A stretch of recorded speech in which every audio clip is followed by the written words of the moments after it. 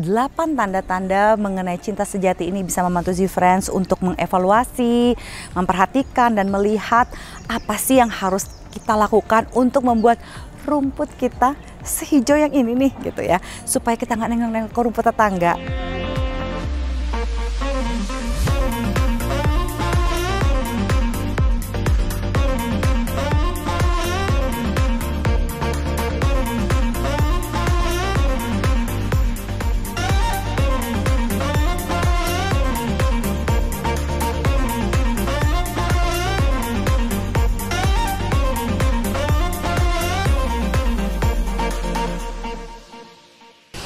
Halo Z-Friends, ketemu lagi dengan saya Zoya Amirin. Kali ini saya sedang berada di Alamanda Lokon Resorts, Tomohon, Manado, Sulawesi Utara.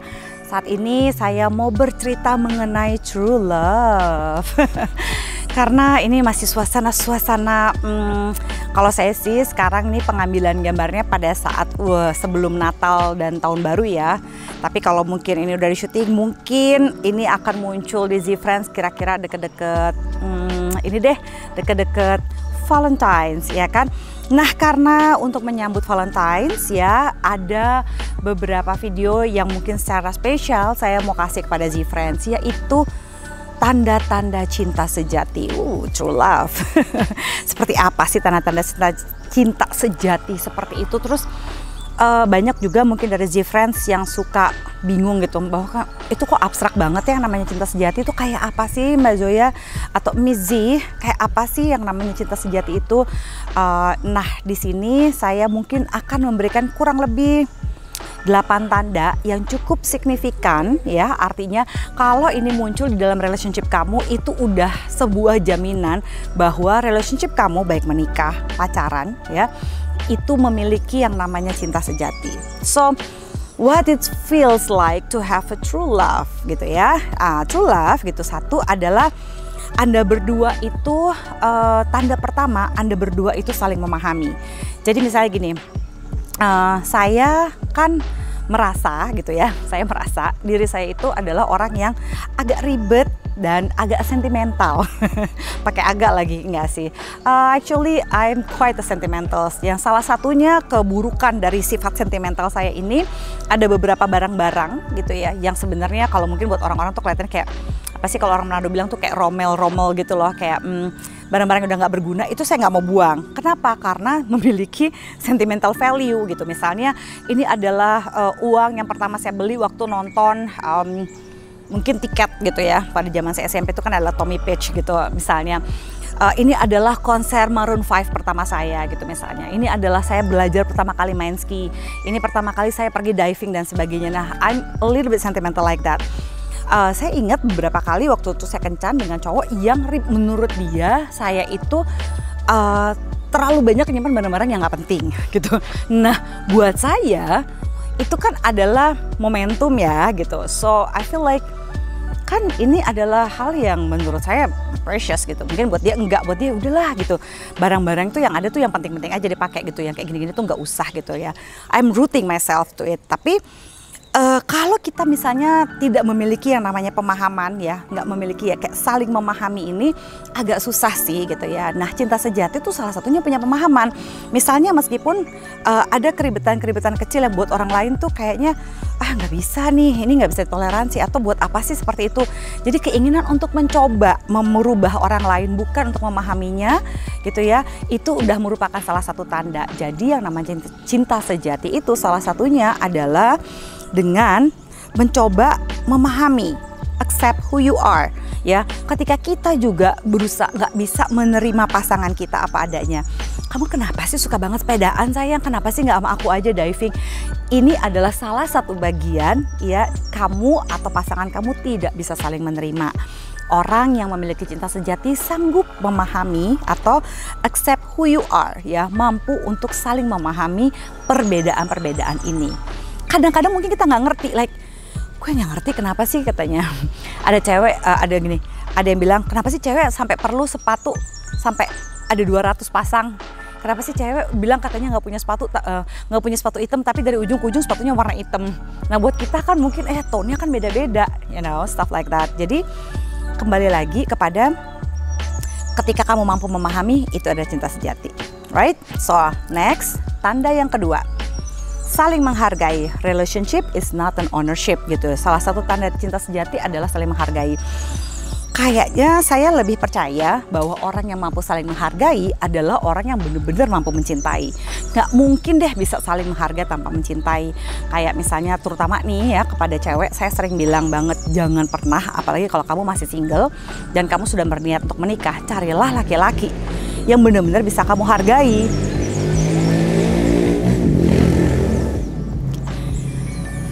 Terutama buat para perempuan ya, saya selalu memperingatkan untuk mencari laki-laki yang bisa kamu hargai.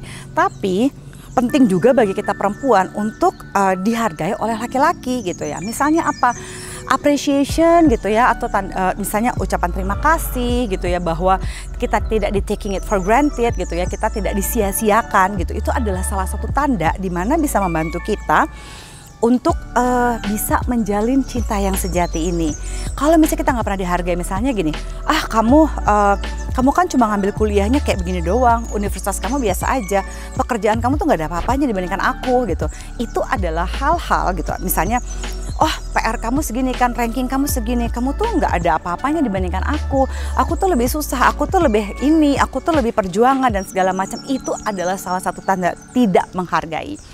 Kalau pasangan kamu bisa menghargai kamu, dia bisa mengapresiasi setiap achievement, ya, setiap apa yang kamu lakukan. Bahkan hal-hal kecil yang kamu lakukan sebenarnya iya atas dasar kebaikan aja gitu ya. Kayak misalnya kamu ingin melakukan sesuatu yang agak sedikit tidak biasa. Misalnya ngirimin makanan gitu ya pada saat lagi special days gitu, atau misalnya memberikan hadiah yang unik dan sebagainya sebagai tanda penghargaan. Jadi itu adalah salah satu tanda menghargai. Yang ketiga itu adalah saling menjaga. Saling menjaga termasuk yang udah makan belum, termati loh. Misalnya gitu ya, misalnya aduh yang lagi covid kayak begini kamu jangan sering-sering keluar dong gitu, hati-hati kalau keluar, jangan lupa ya yang gitu dites ini ya, misalnya kamu tes rapid dulu ya yang gitu, kalau misalnya ada teman kamu yang sakit atau kalau kamu nggak enak badan, ayo aku kirimin ya comfort food gitu for instance gitu. Jadi saling menjaga bukan saling mengontrol. Ada beberapa orang yang kamu jangan pulang malam-malam dong, nanti kamu sakit. Kalau kamu sakit kan jadi susah gini. Sengaja ada beberapa orang berpikir mau pasangannya itu nggak boleh pulang malam. Kalau kemana-mana mesti ngelapor ya. Kalau pergi-pergi itu atau sampai di satu tempat itu harus ngasih tahu. Sebenarnya bukan karena dia ingin saling menjaga, bukan karena dia care, tapi karena dia ingin mengontrol atau ingin tahu pasangannya tuh sedang ada di mana. Nah, siapa yang suka kayak gitu? Gak bisa. Saling menjaga itu bener-bener genuine, bener-bener tulus gitu ya, bahwa yang aku udah sampai di sini ya gitu. Kalau misalnya aku udah sampai misalnya keluar kota nih ya, yang aku udah sampai Manado nih ya, aku baik-baik aja kok gitu. Oh oke gitu. Tapi jangan juga berharap ya kan aku kalau kemana-mana ngasih tahu, dia juga harus ngasih tahu dong. Kadang-kadang kita itu nggak boleh memaksakan apa yang kita inginkan atau cara kita membuat kenyamanan itu dengan cara orang lain membuat kenyamanan pada diri kita. Jadi kalau kita suka ngelapor ke pasangan kita, lakukanlah dengan ketulusan hati bahwa saya nggak pengen pasangan saya panik gitu ya. Kalau saya dalam keadaan baik-baik aja, saya akan kasih tahu gitu ya. Tapi nggak bisa juga kita memaksakan diri dengan bilang misalnya, sayang, kalau sampai kamu kemana, kamu juga ngasih tau dong biar aku tahu kamu ada di mana, sama siapa dan ngapain. Nah, itu hati-hati. Sampai harus video call gitu ya, send location gitu, foto ini itu gitu. Are you sure bahwa ini adalah cara untuk saling menjaga atau itu adalah cara untuk mengontrol? Hati-hati ya, gitu ya. Jangan sampai be a controlling partner. Yang keempat adalah saling mendukung satu dengan yang lain. Jadi gini, mendukung satu dengan yang lain itu karena kita mau menjadi supportive partner, bukan saingan. Ada beberapa orang yang merasa bahwa partnernya itu juga adalah saingannya dia. Kayaknya capek banget ya kalau relationship itu harus seperti saingan. Caranya tahu dari mana kalau kamu mendukung atau enggak. Saya mau tanya, kamu tahu nggak mimpi pasangan kamu apa? Kamu tahu nggak sudah sampai sejauh apa mimpinya dia? Sudah sejauh apa yang dia lakukan untuk membuat mimpinya itu tercapai? Nah, kalau kamu nggak tahu, start doing it, gitu ya. start doing it ya. Ketika kamu tidak tahu apa mimpi pasangan kamu, ini adalah saat yang tepat untuk membangun cinta sejati di dalam relationship kamu. Kamu bisa bertanya, kamu bisa tanya sama dia kayak, yang selama ini kita udah lama nih nikah gitu ya, kita udah lama pacaran, aku nggak pernah bener-bener nanya, what is your dream sih yang? Kadang-kadang mimpi bisa berubah loh, friends, ya kan? Kadang-kadang juga, things change gitu ya. Sesuatu yang kita inginkan banget zaman dulu belum tentu kita inginkan juga sekarang. Jadi kita bisa tanya, yang apa sih mimpi kamu gitu? What make you happy? Apa sih yang bisa saya lakukan untuk berkontribusi membuat kamu bisa mencapai mimpi kamu? Oh, that's true love, friends. Yang kelima adalah sabar satu dengan yang lain. Gak menyerah hanya karena marah, gak menyerah hanya karena ngeselin. Saya yakin ya, gak ada orang yang bener-bener bisa cocok 100% loh satu dengan yang lain. Pasti ada 1-2 hal yang ngeselin banget dari pasangan kita. Ya, tapi kita gak akan bisa bilang, oh my god, dia ngeselin banget ya, selama 7 tahun kami pacaran, semuanya dia tuh sering begini begitu aneh-aneh, tapi aku tetap nikahin dia. Itu mah namanya play victims. Yeah, if you married with someone and like sometimes that person, your girl or your boy or siapapun pasangan kamu itu kadang-kadang dia suka bisa jadi orang yang paling obnoxious sekalipun gitu. Tapi kamu bisa bilang, ya ampun ngeselin banget sih dia gitu, that's it. Bukan menjadikan alasan untuk mutusin, untuk jelek-jelekin di depan orang lain, untuk play victims di depan orang gitu ya. Seolah-olah ya ampun, aku kan dia tuh udah bandel banget, udah aneh-aneh banget, udah ngeselin banget, tapi aku put up sama dia dan akhirnya sekarang aku mau menikahi dia dan sebagainya. I think it's a play victims. Kalau memang kamu benar-benar tulus ya dengan menerima kekurangan pasangan kamu, dengan santainya kamu akan bilang, yang I feel so much better kalau misalnya kamu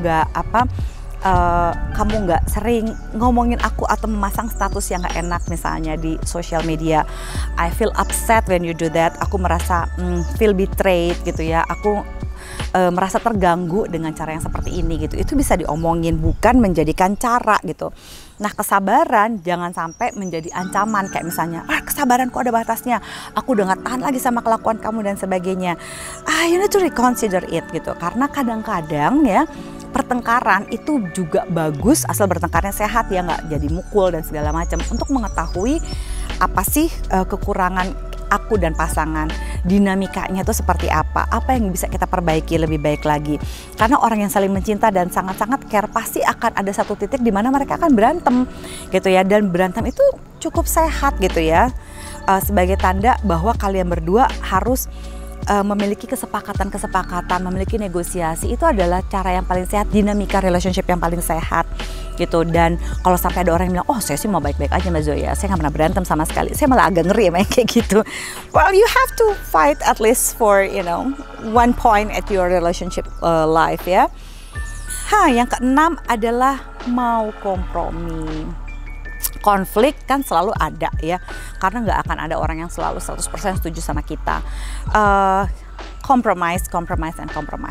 Tapi jangan lupa ya, compromise yang seperti apa. Kalau kamu terus kompromi, ya memang melelahkan dalam hidup relationship kamu. Kalau menurut saya yang paling sehat itu adalah kompromi yang endingnya juga dibarengi dengan beberapa adjustment atau penyesuaian. Ya misalnya dalam 5 kali kejadian ada 3 hal yang kamu kompromiin. Kompromi itu kayak gini, udah deh saya ngikut aja, saya nggak mau ribut. Itu kompromi ya. Udah deh, it's not a big deal kan gitu. It's not the end of the world kalau saya ngikutin maunya dia. Kalau saya ngikutin maunya dia untuk ngopi dulu sebelum pergi beli kue dan segala macam. Apapun, kadang-kadang hal kecil bisa membuat kita terganggu. Tapi kalau it's not the end of the world, ya udahlah gitu, jalanin aja ya. Tapi dari kompromi itu harus ada adjustmentnya. Adjustment itu seperti apa? Adjustment itu seperti ini sih friends. Adjustment tuh kayak, aku sih sebenarnya aku tadinya nggak bisa melihat nih gitu ya. Apa sih baiknya tempat ini, rumah ini dibandingkan rumah ini? Bukannya kita lebih oke tinggal di sini ya dibandingkan di sini. Tapi yang namanya adjustment tuh looks like this. Oh iya ya, nggak ada salahnya juga kalau saya ngikutin dia. Ternyata ada hal yang baik juga. Masa iya sih dia punya niatan jelek menempatkan kita di situasi yang susah atau membuat kita juga jadi ribet? Ya udahlah, aku mau jalanin dulu Like, toh kalaupun ada perubahan, dia mau mendiskusikan ini lagi bersama-sama dengan aku, ya. Jadi jangan lupa untuk compromise as well as adjustment, ya. Itu adalah dua hal yang menandakan cinta sejati dalam relationship. Yang ketujuh adalah selalu membangun, menjaga, ya, this is maintenance attractiveness, menjaga rasa ketertarikan dengan pasangan. Gini loh, cinta itu cuma perasaan sih friends, ya, dia bisa hilang. Nah, yang bisa membuat cinta sejati itu ada adalah maintenance hati, ya. Kemampuan kita menata hati akan memampukan kita untuk setia. Dengan semakin banyaknya networking di social media, di kehidupan nyata, virtually or real life gitu ya, semakin besar networking kita, semakin besar loh potensi kita untuk bisa berselingkuh dengan orang lain. So, bagaimana caranya kita bisa memilih pasangan kita setiap harinya? Di saat ada orang yang lebih ganteng, ada orang yang lebih cantik, ada orang yang lebih smart, ada orang yang lebih hebat, tapi kita bisa memilih pasangan kita karena kita mampu untuk maintenance atau menjaga ya supaya rasa tertarik itu ada. Gimana rumput tetangga nggak lebih hijau sih friends? Ya, kalau supaya rumput tetangga itu tidak lebih hijau dari rumput kita, makanya kita harus melakukan sesuatu supaya rumput kita juga hijau. Seperti yang ada di Alamanda Lokon loh di sini, ya kan? See, it's all green. Aduh, rumputnya hijau sekali. Nah, rumput hijau kan ada maintenance-nya. Apa yang sudah kamu lakukan untuk membuat diri kamu dan pasangan terus saling tertarik, terus memilih pasangan, ya, terus merasa excited, dan pada saat capek kalian boleh istirahat, bukan selingkuh. Ya, membuat pasangan sebagai pilihan berulang itu mungkin yang bisa menjadi PR gitu ya. Yang kedelapan dan terakhir,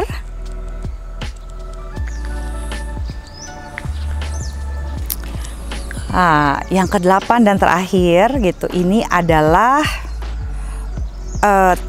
tanda terakhir dari cinta sejati adalah cinta itu saya percaya selalu membuat orang lebih produktif, ya. Cinta yang sehat itu turunannya selalu happy, turunannya selalu positif, dan turunannya selalu bahagia. Jadi saya percaya bahwa cinta yang sejati ini memampukan kamu untuk menjadi individu yang lebih produktif. Kamu jadi lebih semangat kerja, kamu semangat nyari duit, kamu jadi semangat sekolah, kamu jadi semangat menjalani hari-hari kamu karena dengan yakin kamu itu tahu bahwa kamu di backup, kamu disupport, kamu disayang, ya. Jadi tanda ke-8 dari cinta sejati adalah dukungan yang positif, dan membuat kamu merasa kayak iya ya, sebelum ada dia dulu gitu ya, aku tuh jadi lebih support, lebih oke di hidupku, aku jadi lebih tertata deh gitu ya.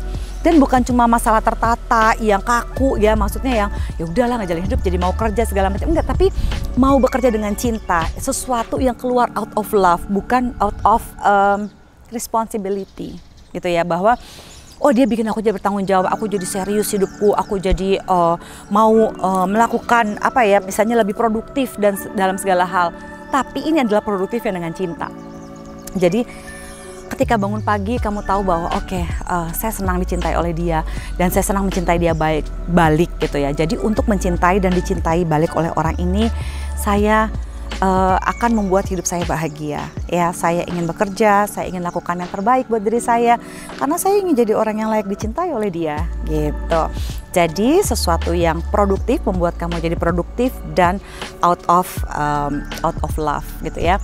So, Z-Friends, semoga 8 tanda-tanda mengenai cinta sejati ini bisa membantu Z-Friends untuk mengevaluasi, memperhatikan, dan melihat apa sih yang harus kita lakukan untuk membuat rumput kita sehijau yang ini nih gitu ya, supaya kita nggak nengok-nengok ke rumput tetangga gitu ya. Jangan lupa bahwa love adalah juga feeling, so you have to maintain it ya.